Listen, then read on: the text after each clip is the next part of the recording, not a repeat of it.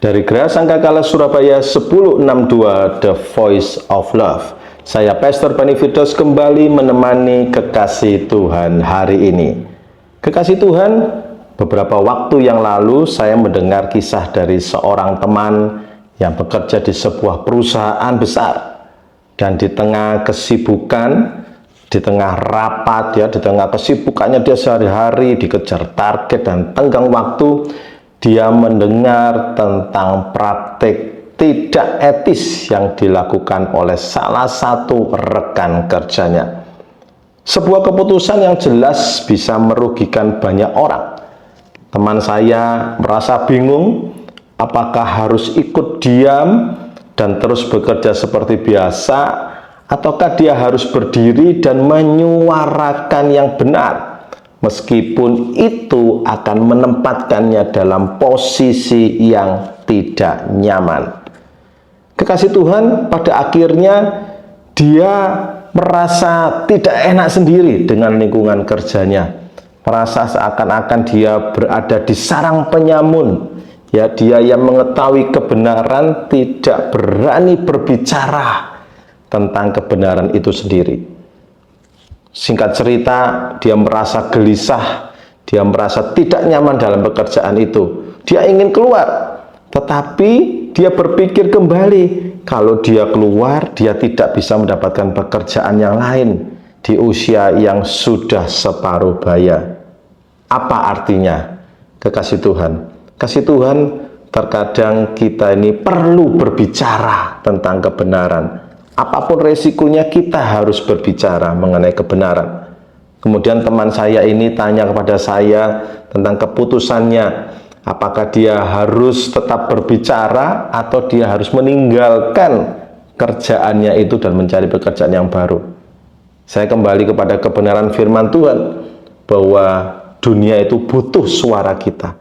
Terkadang kita harus berani menyuarakan kebenaran di tengah dunia yang bising. Pada akhirnya teman saya ini memutuskan untuk mengikuti nasihat yang telah saya berikan untuk bersuara, dan dia harus percaya pada Tuhan. Ketika kebenaran ini disampaikan, maka Tuhan akan buka jalan.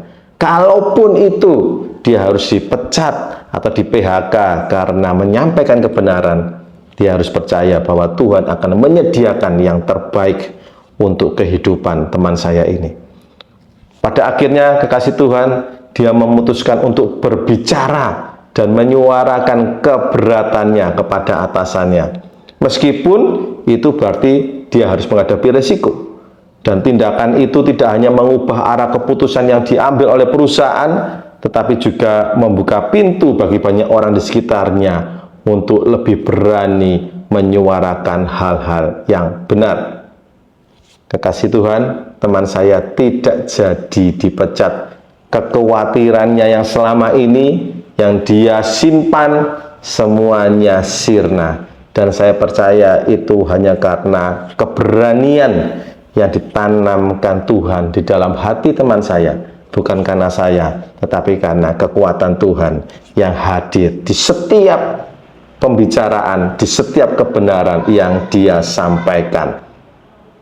Kekasih Tuhan, di dalam dunia yang serba sibuk ini, kita dipanggil untuk bersuara. Dunia butuh suara kita. Bukan hanya bagi diri kita, tetapi juga untuk kebenaran dan orang lain. Hari ini kita akan refleksi melalui kebenaran firman Tuhan tentang saat dunia butuh suaramu. Ya, kita akan ambil dari kitab Yehezkiel. Poin yang pertama, panggilan sebagai penjaga di zaman yang sibuk. Kekasih Tuhan, kita ini ternyata memiliki panggilan sebagai penjaga di zaman yang sibuk. Kita baca di Yehezkiel 3 ayat yang ke-17. Ya, Yehezkiel 3 ayat yang ke-17. Anak manusia, aku telah menjadikan engkau penunggu bagi kaum Israel. Apabila engkau mendengar firman dari mulutku, haruslah engkau memberi peringatan kepada mereka dariku. Dalam kitab Yehezkiel, Tuhan memanggil Nabi Yehezkiel untuk menjadi penjaga bagi bangsa Israel. ini adalah panggilan yang berat, karena tugas Yeskiel adalah memperingatkan umat Israel tentang dosa-dosa mereka dan membawa mereka kembali kepada Tuhan. Meskipun itu berarti ia harus menghadapi penolakan, cemoohan, dan bahkan ancaman bahaya. Yesus pun juga sedemikian. Teladan Yesus kita perlu contoh, ya, contoh sempurna dari seorang penjaga yang tidak takut untuk berbicara kebenaran, meskipun itu membuatnya tidak populer di kalangan banyak orang. Dalam Injil Matius 23 ayat 33 sampai 36, Yesus mengingatkan para pemimpin agama tentang ketidakadilan dan kemunafikan mereka. Yesus tidak ragu untuk berbicara keras tentang keadaan rohani umat Israel, meskipun itu membuatnya dicerca dan dibenci. Namun, melalui kata-katanya, Yesus mengundang orang untuk bertobat dan kembali kepada jalan yang benar. Kekasih Tuhan, kita harus melakukan hal seperti ini, karena kita dipanggil untuk mengikuti teladan Yesus. Karena dunia membutuhkan penjaga yang berani menyuarakan kebenaran. Kita tidak dapat diam di tengah ketidakadilan atau kesalahan yang terjadi di sekitar kita. Nah, sebagai pengikut Kristus, kita harus mengingatkan bahwa kebenaran adalah jalan yang memerdekakan. Dan meskipun berbicara kebenaran dapat menempatkan kita dalam posisi sulit, itu adalah bagian dari panggilan kita untuk menjadi garam dan terang bagi dunia. So, kekasih Tuhan, dalam kehidupan bisnis, seorang manajer atau eksekutif, atau Anda seorang business owner, ya, yang mungkin melihat sesuatu perilaku atau yang tidak etis, ya, seperti penipuan atau manipulasi laporan keuangan, kekasih Tuhan, diharapkan untuk tidak diam. Sebagai seorang penjaga, kita harus berani mengungkapkan kebenaran, meskipun itu mungkin menyebabkan kerusakan reputasi atau bahkan karir dari orang yang tidak melakukan kebenaran. Tetapi kita juga sendiri punya resiko loh, kasih Tuhan, ya, menyuarakan kebenaran.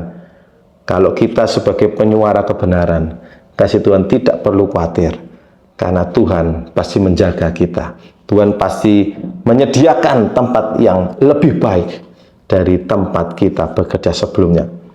Dengan kita mengambil tindakan menyuarakan kebenaran, maka kita sudah menjalankan perintah Tuhan. Kita sudah menjalankan integritas kita. Kita bisa menjaga juga integritas perusahaan dan kepercayaan yang dibangun selama bertahun-tahun. Di dalam karir, kekasih Tuhan, juga seperti itu. Ya, kalau ada kolega yang melakukan pekerjaan dengan cara yang tidak transparan, ayo beranilah untuk bersuara, ya, mengingat terus apa yang terjadi, dan kita tidak berani menyuarakan, kita sendiri yang bisa stres, kasih Tuhan, ya. Justru kita nih harus menjadi seorang penjaga kata kebenaran firman Tuhan, untuk menjaga agar semuanya berjalan sesuai dengan kebenaran firman Tuhan. Kekasih Tuhan, di dalam keluarga, dalam konteks berkeluarga, orang tua mungkin melihat anak-anak yang terlibat dalam kebiasaan yang buruk, seperti mulai berbohong atau bergaul dengan teman-teman yang tidak baik. Ayo orang tua juga dipanggil sebagai penjaga. Jaga anak-anak kita, tegur mereka, ya, kembalikan mereka dalam jalan yang benar. Jangan kita terus berdiam diri, terus membiarkan dengan kata-kata, nanti toh anak ketika sudah besar akan tahu-tahu sendiri tentang kebenaran. No. Ketika anak sudah besar, dia bukan tahu akan kebenaran, tetapi dia bisa melakukan apa yang salah, dianggap menjadi sebuah kebenaran. Dan itu bencana bagi orang tua, dan malapetaka bagi anak-anak. Itu sebabnya, kasih Tuhan, ayo kita sebagai orang tua, kalau kita masih diberikan kesempatan untuk kita bisa mendampingi anak-anak, suarakan kebenaran. Jangan tinggal diam. Anak-anak bisa menjadi masa depan yang buruk bagi mereka kalau kita diam saja sebagai orang tua. Poin yang kedua, dunia butuh suara yang berbeda di tengah kebisingan. Kita baca ya di Yeskiel 3 ayat yang ke-18. Yeskiel 3 ayat yang ke-18. Jika aku berkata pada orang fasik, kamu pasti akan mati, dan engkau tidak memberi peringatan kepadanya, atau berbicara atau menegur orang fasik itu, maka orang fasik itu akan mati karena kesalahannya, tetapi darahnya akan kutuntut dari tanganmu. Kasih Tuhan, Tuhan memberi peringatan yang sangat serius kepada Yeskiel. Bukan kepada Yeskiel saja, tetapi kepada diri kita sebagai pengikut Kristus. Bahwa jika kita mendengar pesan dari Tuhan, dan kita tahu kebenaran, tetapi tidak menyampaikannya, maka kekasih Tuhan akan bertanggung jawab atas dosa orang tersebut. Yeskiel diharuskan untuk berbicara, bahkan jika pesan tersebut tidak diterima. Kekasih Tuhan, kehidupan Yesus juga seperti itu. Suara yang berbeda dalam dunia yang penuh kebisingan, itulah kehidupan Yesus. Dalam Yohanes 18 ayat yang ke-37, Tuhan berkata, untuk itulah aku lahir, dan untuk itulah aku datang ke dunia, yaitu untuk memberi kesaksian tentang kebenaran. Setiap orang yang berasal dari kebenaran mendengarkan suaraku, kata Yesus. Yesus tidak takut untuk menyuarakan kebenaran yang mengganggu status quo, bahkan ketika itu membawa ancaman terhadap hidupnya.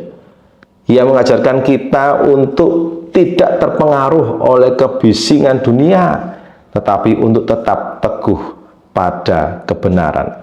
Kasih Tuhan, kita tidak perlu takut untuk menyuarakan kebenaran. Dunia kita ini dipenuhi dengan suara-suara yang mencoba menggantikan kebenaran dengan narasi yang lebih nyaman atau menguntungkan. Dan sebagai pengikut Kristus, kita dipanggil untuk menyuarakan suara yang berbeda. Kita perlu menyuarakan ya identitas kita sebagai anak-anak Tuhan. Integritas kita di dalam kebenaran kita harus tunjukkan kepada dunia. Kita tidak hanya dipanggil untuk menjadi penjaga, tetapi kita dipanggil untuk menyuarakan. Dunia butuh suara yang berbeda, kasih Tuhan, di tengah kebisingan. Kita perlu menjadi berkat bagi orang lain yang mungkin belum mengenal kebenaran itu. Ya, kita tahu sekarang ya dunia begitu menggoda setiap iman. Banyak orang tidak mengenal Tuhan. Mereka hanya menganggap Tuhan itu sebagai mitos atau cerita kayangan belaka. Hati-hati kasih Tuhan ya. Kegemerlapan dunia akan semakin menarik orang dari iman kepada Tuhan, kepada iman kepada Mamon. Ini yang berbahaya sekali kasih Tuhan ya. Ayo kasih Tuhan, jangan tinggal diam. Dunia butuh suara yang berbeda di tengah kebisingan. Kalau kita dalam bisnis yang kompetitif ya, dunia bisnis yang kompetitif, kasih Tuhan sebagai pemilik bisnis atau sebagai business owner, ayo kita jangan terjebak dalam kebisingan yang datang dari pesaing atau praktek bisnis yang tidak sehat. Ya kan, curi-curi spesifikasi, ya katanya tebalnya 1 mili, tetapi ternyata tebalnya 0,8. Dan kekasih Tuhan tidak berani mengakui hal tersebut. Nah, ini hal-hal praktek-praktek bisnis yang tidak baik. Dan kita perlu menyuarakan kebenaran sejati. Dunia butuh, kekasih Tuhan ya, kebenaran atau suara yang berbeda. Suara yang menyampaikan kebenaran apa adanya.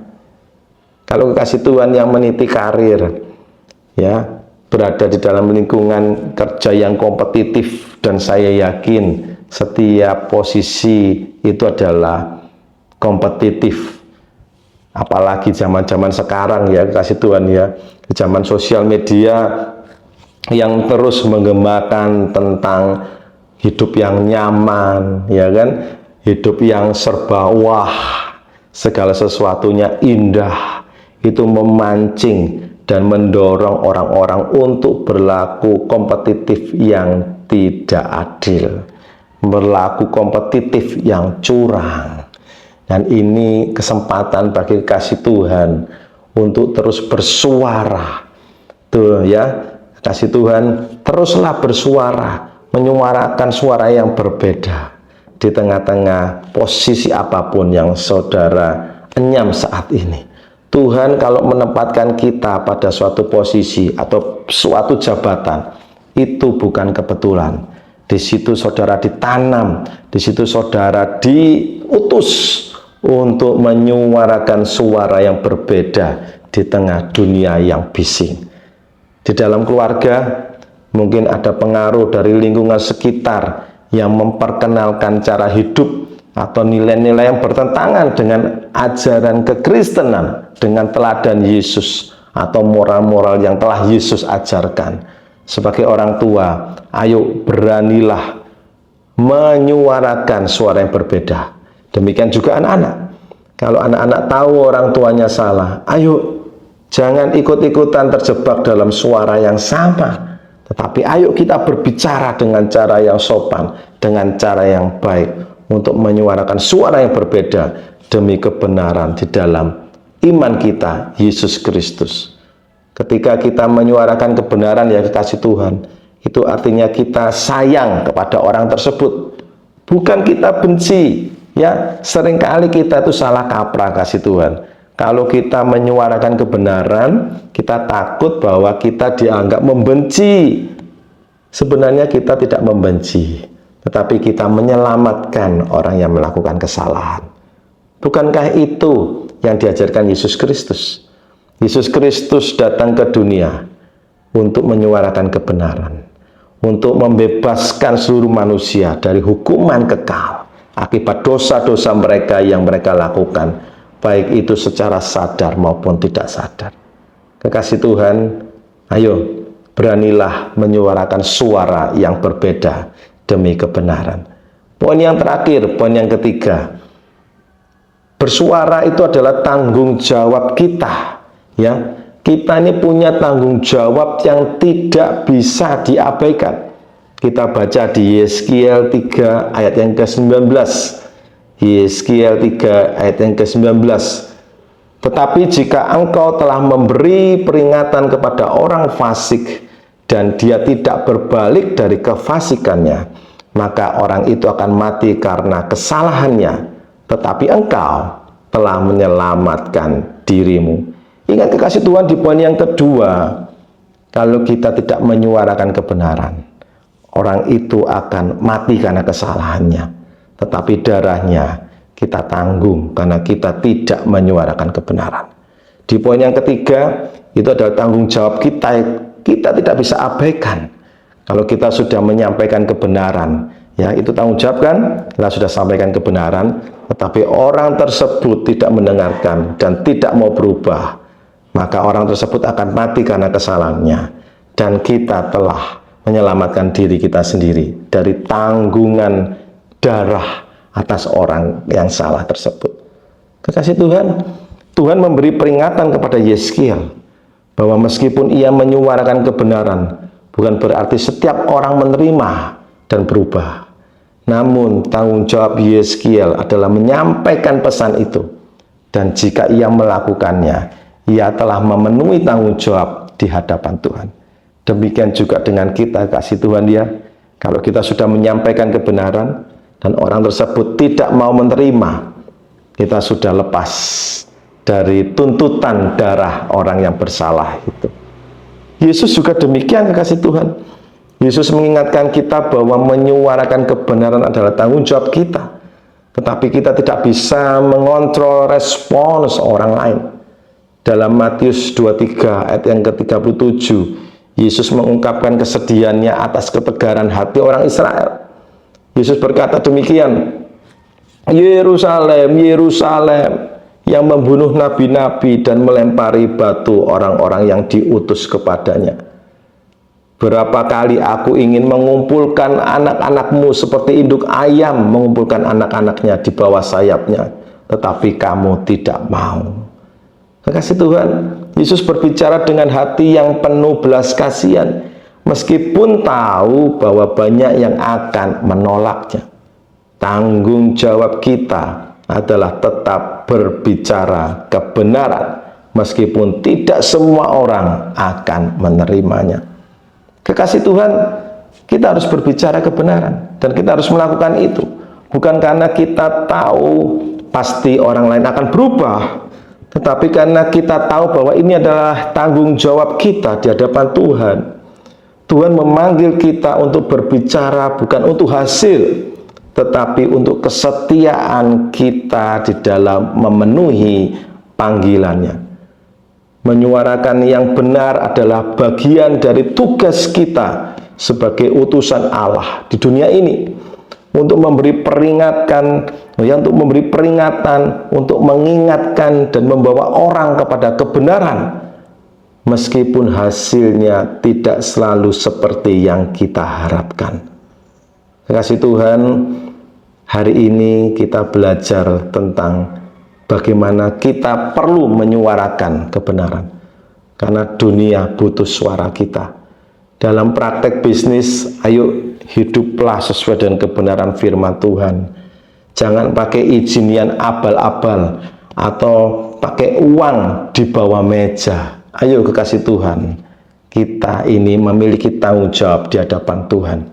Dalam karir sebagai seorang profesional kasih Tuhan, ayo berbicaralah apa adanya mengenai peraturan atau kebijakan yang tidak adil. Kekasih Tuhan perlu berbicara dengan keras, tetapi dengan sopan. Ya, meskipun bisa berdampak pada hubungan kerja atau peluang karir, namun kita memiliki tanggung jawab untuk berbicara, karena dengan melakukannya kita menunjukkan integritas dan kita telah memenuhi tanggung jawab yang tidak bisa kita abaikan. Kekasih Tuhan, kita mungkin merasa kecil dan tidak berarti, tetapi Tuhan memberi kita peran yang sangat penting di dunia ini. Seperti Yesus, kita dipanggil untuk menjadi penjaga yang mendengar dan berbicara. Saat dunia sibuk dengan masalahnya, mari kita tetap menjadi suara yang membawa harapan, kebenaran, dan perubahan. Kekasih Tuhan, apa yang Tuhan ingatkan dalam refleksi hari ini? Dunia butuh suara kita. Kita memiliki panggilan sebagai penjaga di zaman yang sibuk. Dunia butuh suara yang berbeda di tengah kebisingan. Dan kita memiliki tanggung jawab yang tidak bisa kita abaikan sebagai pemberita kebenaran. Amin.